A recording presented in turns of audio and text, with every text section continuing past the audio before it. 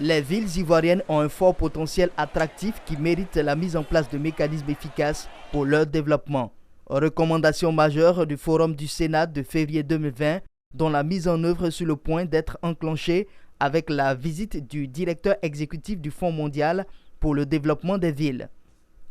En audience à la permanence du Sénat à Abidjan, Jean-François Abo est allé présenter une matrice d'action au président Aoussou Jano de l'institution.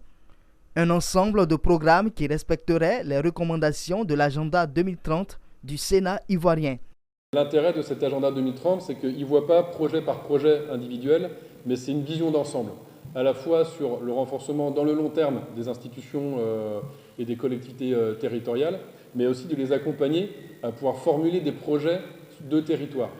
Et donc, pour nous, la vision qu'on a de ce programme, c'est que ça va vraiment structurer dans le long terme cet appui auprès des collectivités locales avec du renforcement de capacités, de la connexion avec des partenaires techniques et financiers. Et donc, toutes ces activités-là vont bénéficier à court, moyen et long terme aux collectivités locales. Pour la concrétisation de ces actions futures, le Sénat entend jouer un rôle important, notamment au niveau législatif, pour accompagner le Fonds dans son ambition d'aider les villes ivoiriennes à se développer. Monsieur Jean-François Abo donc est venu rencontrer Monsieur le Président du Sénat pour voir dans quelle mesure le Sénat pourrait donc convenir d'un programme d'accompagnement des villes en matière de développement, en matière d'investissement et de développement des villes.